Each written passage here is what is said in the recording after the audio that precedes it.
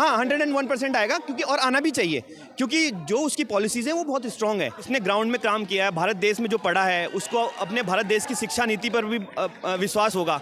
उसको पता है कि क्या खामियां हैं। मैं यहाँ से हार्वर्ड चले जाऊँ, वहाँ पढ़ लूँ और वहाँ के कल्चर में को अडॉप्ट कर लूँ, तो मुझे यहाँ का क्या ज्ञान रहेगा। इकोनॉमी वो बहुत स्ट्रॉन्ग हो रही है। जीडीपी की बात करें या और चीज़ की बात करें, धीरे धीरे हमारी जो भारत की आर्थिक स्थिति है उसमें सुधार आ रहा है। चुनाव से पहले मुद्दे उठाए थे, चाहे वो धारा 370 का हो, चाहे वो राम मंदिर का हो। हाँ, ये देखिए, ये तो मुद्दे थे उनके। उसके अलावा भी जो फॉरेन पॉलिसीज़ हैं गवर्नमेंट ऑफ इंडिया की इस समय, मोदी सरकार की, वो आप देख सकते हैं कहना है। हाँ, और अभी जहाँ तक देख सकते हैं, हमारे जितने भी बाहर की कंट्रीज़ हैं वो मोदी को एज अ लीडर चेयर कर रही है। कहीं आप किसी भी देश को देखेगा, चाहे ऑस्ट्रेलिया हो, अभी एक किस्सा मालदीव का हुआ है, आपने भी देखा होगा, तमाम तरह के चैनल्स में भी देखा होगा कि किस तरह से वहाँ फोटो वायरल होती है और इकोनॉमी, पूरे एक देश की इकोनॉमी हिल जाती है। हाँ, और केवल ये नहीं, वो वाकई में उसने करके दिखाया है। और मोदी, आप ये कह सकते हैं, बहुत सारे लोग ये भी कहते हैं कि कांग्रेस को हाँ, केवल ये राजनीतिकरण हो रहा है। हमारा राम जो मंदिर का मुद्दा है, तो इसका काफ़ी राजनीतिक फ़ायदा भी उठा सकते हैं, लेकिन उन्होंने ग्राउंड पे भी बहुत काम किया है। ऐसा नहीं है कि चाहे वो जनता को देखिए डिजिटलाइजेशन की तरफ लेके गए, क्या जो सोच रही है, आज आप पेमेंट करने जाते हैं, हाँ, फ़ोन के माध्यम से आप एक सब्जी वाले के पास भी जाते हैं तो आपको वॉलेट लेके नहीं जाता है, आप कैश में कम ही डील करते हो, आप जस्ट फ़ोन पे जाते हो, QR कोड स्कैन करते हो एंड देन आप पेमेंट करते हो।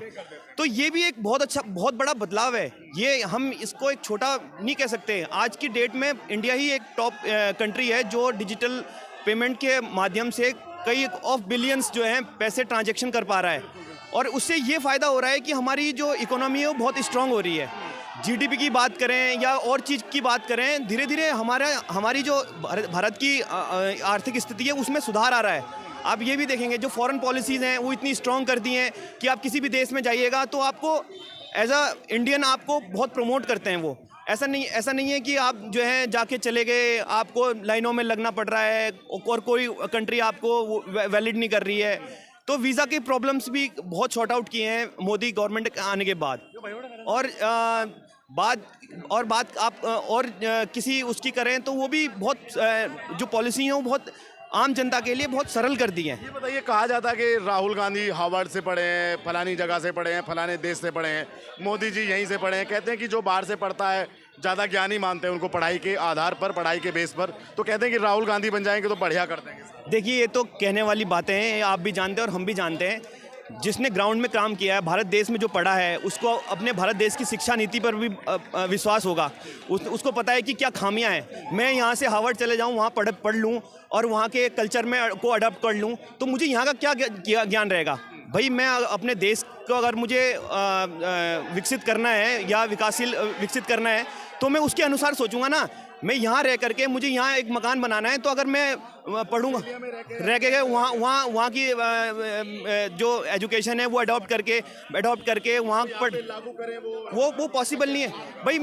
भाई माइंडसेट तो मेरा यहाँ का रहेगा ना, और मुझे क्या पता है मेरे देश की खामियां क्या हैं, तो मैं उसको ज़्यादा इजीली समझ सकता हूँ, रादर कि मैं क्या कहते हैं हार्वर्ड में पढ़ करके वहाँ 5-7 साल रह करके उस एनवायरनमेंट को समझ करके और फिर मैं यहाँ आऊँ और फिर हम ये सोचें कि यहाँ पर जो है मैं उस जैसा बनाऊँ, वो पॉसिबल नहीं है ना। अगर आप यहाँ पढ़ने के बाद आप जो है यहाँ की ग्राउंड रियलिटीज़ क्या हैं, क्या खामियाँ हैं, काम तो उस पर करना है ना। ऐसा तो नहीं है कि जो खामियां को छोड़ करके बस वहाँ जो हिसाब किताब देखा है वो तो कहीं मुझे लगता नहीं है कि ये कहीं सार्थक हो सकता है। अच्छा, ये बताइए, बहुत बात होती है मोदी जी के राज में भारत कितना एम्पावरमेंट हुआ है भारत का बाहर के देशों में। जैसे भारत का नाम पहले लिया जाता था मनमोहन सिंह को लेकर, आज मोदी के नाम पे लोग बहुत कहते हैं कि भाई मोदी के नाम से भारत को मतलब आगे खड़े होने के लाइन में जगह मिल जाती है। बहुत सारी बातें ऐसी हैं। देखिए ना, आप कहीं भी जाएं, आप पहले वीज़ा के लिए अप्लाई करते थे, कई वीज़ा ही नहीं बनता था। कई एक ऐसी कंट्रीज़ हैं, US जाइए आप, इवन दो स्टूडेंट के लिए कह रहा हूँ मैं, स्टूडेंट के लिए आपको कम से कम 3 महीने पहले वीज़ा के लिए अप्लाई करना पड़ेगा, उसके बाद कहीं जाके होगा, वो भी अगर आपका नंबर आया तब वीज़ा। अब आज की डेट में आप ये समझिए कि 15 दिन में एक छोटी सी बात है पासपोर्ट की। मैं अपनी बात बताता हूँ, पासपोर्ट के लिए पहले आपको ब्रोकर्स को पैसे देने पड़ते थे, चीज़ें करनी पड़ती थी, फिर आपको 1-1.5 महीने बाद पासपोर्ट आता था। आज आपको 15 दिन से ज़्यादा पासपोर्ट इंतज़ार नहीं करना पड़ेगा। वैसी फॉरेन पॉलिसीज़ हैं, वैसी वीज़ा है, आपको एक 15-20 दिन में वीज़ा भी इशू हो जाता है। और आज की डेट में इंडियंस तो ऐसा हो गया है कि कहीं भी इंडियंस रहते हैं ना, तो वो उसको प्रायोरिटीज़ मिलती है, चाहे वो एजुकेशन के सेक्टर में हो, चाहे वो काम के लिए जा रहा हो, काम के सेक्टर में हो, किसी भी सेक्टर में हो, वो उसको प्रायोरिटीज़ दे रही है हर कंट्री। और ये बात लोगों को समझ में आ गई है, दूसरी कंट्रीज़ को भी, कि भाई अब जो नेक्स्ट जो टारगेट है वो इंडिया ही है, जो मेन हब बनने वाला है। इसी के चलते हमारी आज की डेट में जीडीपी भी अप हुई है। अगर कुछ लोग कहते हैं कि कर्जा तो 4 गुना कर लिया मोदी जी ने, 250 करोड़ का, 300 करोड़ का कर्जा कर लिया। देखिए, कर्जा तो क्या कांग्रेस गवर्नमेंट में नहीं था, हाँ उससे ज़्यादा है, बेशक हो सकता है, लेकिन आपकी जो पॉलिसीज़ हैं वो कितनी स्ट्रांग हो गई हैं ये भी तो देखिए। भाई आज हम एक समय पे 40 रुपये लीटर भी पेट्रोल था, आज 100 रुपये लीटर भी पेट्रोल है। हाँ, लेकिन आज आप ये भी देखिए ना, आमदनी जो बढ़ी है वो भी तो पहले 10,000 रुपये थी, आज की डेट में एक मिनिमम जो है मजदूर जो है 400 से 500 रुपये भी ले रहा है। तो आप ये भी तो देखिए, पैसा बढ़ा भी तो है। आप ये क्यों देख रहे हैं कि महंगाई? भाई देखो, इन्फ्लेशन कहाँ से आएगा भाई? इनकम से आएगा भाई। इनकम बढ़ेगी तभी तो इन्फ्लेशन खर्चा आएगा, और वो रोटेशन बेस है। ऐसा नहीं है कि किसी की भी भाई ग्रोथ रेट किस में आएगा। ये बताइए, बेरोजगारी की सबसे ज़्यादा बात है कि सबसे ज़्यादा बेरोजगारी का रेट जो दर है वो अब मोदी के समय में आज देखिए भाई, आज हम पॉपुलेशन जो मेन आजकल जो मुद्दा है वो 140 करोड़ हो गए हम, 140 करोड़ लोग हो गए हम। तो जाहिर सी बात है, जब जनसंख्या बढ़ेगी तो रोजगार घटेंगे। भारत देश तो उतना ही है ना क्षेत्रफल के हिसाब से, नौकरियां भी उतनी है सरकारी।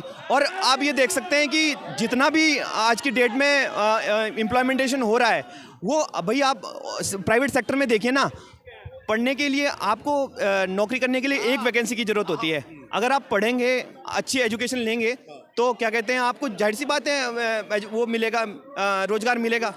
ये तो कहने वाली बातें हैं कि आप अनएम्प्लॉयमेंट भाई नहीं पढ़ेंगे, आप बैठे रहेंगे तो बहुत इम्पॉसिबल चीज़ है। एक अंतिम सवाल, 24 में क्या लग रहा है आपको? मोदी 101% आएगा, क्योंकि और आना भी चाहिए, क्योंकि जो उसकी पॉलिसीज़ हैं वो बहुत स्ट्रॉन्ग है। चाहे वो अभी आप देख सकते हैं, उसने जो मुद्दे उठाए थे, 370 का हो, राम मंदिर का हो, या ये 37 से हो, ये सब चीज़ें उसने करके दिखाई हैं ग्राउंड लेवल पे। और भाई आप उसने करके दिखाया तो जाहिर सी बात है, हम जैसे आम जनता है वो भी बिल्कुल उसी को वोट देंगी, क्योंकि भाई जिसने काम करके, काम तो उसके आधार पे मिलेगा ना।